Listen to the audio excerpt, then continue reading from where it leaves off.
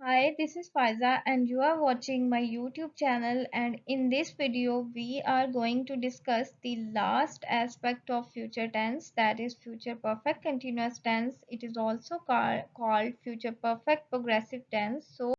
Let's start with the definition and concept that what is future perfect continuous tense. हमने future perfect में ये देखा था कि it is an action before another action in the future. अब यहाँ पर वो action अकर हो जाता है future perfect tense में, लेकिन future perfect continuous tense जो है इसमें डिफरेंस ये है कि इट एक्सप्रेसेस लॉन्गर एक्शंस और states extending up to some specific event और टाइम इन द फ्यूचर। इसमें कंटिन्यूअस वाली सेंस भी आएगी और टाइम भी आएगा। जिस तरह हम देखते आ रहे हैं कि प्रेजेंट और पास्ट के भी जो परफेक्ट कंटिन्यूअस टेंसेस थे उसमें जो एक्शन है वो एक स्पेसिफिक टाइम तक जो है वो कंटिन्यू करता है, एक्सटेंड होता है। So Sarah starts waiting at 9 a.m. 9 a.m. पे वो स्टार्ट कर रही है waiting. I am late at I can not arrive before 10 a.m.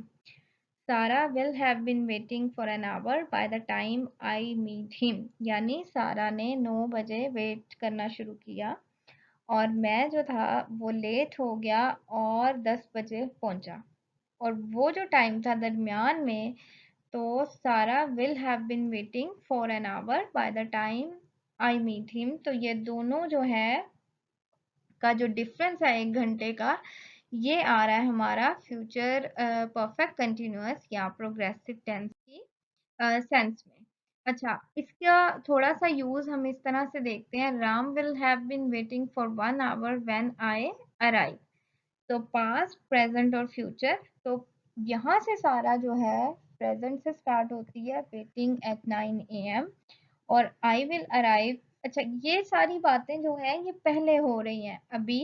ये सारा ये पता है, हमें पहले से इंफॉर्मेशन है कि सारा 9 बजे इंतज़ार करना शुरू करेगी और मैं 10 बजे पहुंचूंगा। तो चूंकि ये फ्यूचर से रिलेटेड है इसलिए इनको फ्यूचर के साथ एसोसिएट किया जा रहा है और इन्हें जो है वो परफेक्ट कंटिन्यूअस या परफेक्ट प्रोग्रेसिव की सेंस में जो है वो डिस्क्राइब किया जा रहा है। Notice that the long action और state can start at any time in the past, present or future, but of course it always ends in future। यानी वो जो इंतज़ार स्टार्ट हुआ था वो फ्यूचर से पहले हुआ था, बट वो ख़त्म कहाँ हो रहा है, फ्यूचर में ख़त्म हो रहा है। तो इसलिए परफेक्ट वाली सेंस भी आ गई और फ्यूचर में चूंकि वो कंटिन्यू भी रहा है इसलिए कंटिन्यूअस वाली सेंस भी आ गई। कुछ एग्जांपल्स हम देख लेते हैं। He will be tired when he gets here. He will have been travelling all day. How long will you have जो have been working when he retires. तो ये सारी जो ऑल एग्जांपल्स हैं इनमें क्या हो रहा है कि एक्शन फ्यूचर में भी है और फिर एक्शन फ्यूचर में कुछ देर के लिए अप टू स्पेसिफिक टाइम जो है वो कंटिन्यू भी है।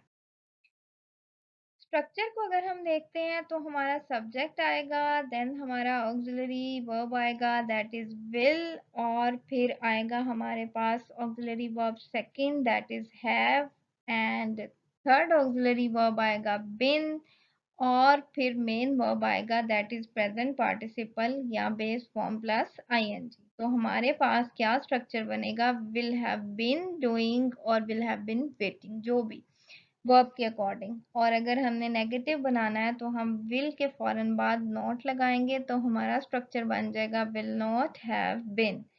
और अगर हमने क्वेश्चन बनाना है जो हेल्पिंग वर्ब से स्टार्ट होगा तो हमारा विल स्टार्ट में आ जाएगा, then subject and then have been और मेन वर्ब। और इसी तरह डब्ल्यू एच फैमिली वर्ड में W H family question word आएगा, देन विल आएगा, देन सब्जेक्ट, उसके बाद हैव बीन और फिर प्रेजेंट पार्टिसिपल। इस स्ट्रक्चर के अकॉर्डिंग जो है लेबलिंग के साथ मैंने कुछ एग्जांपल्स शो किए हैं, तो आप इनको अपने रेफरेंस के लिए देख सकते हैं।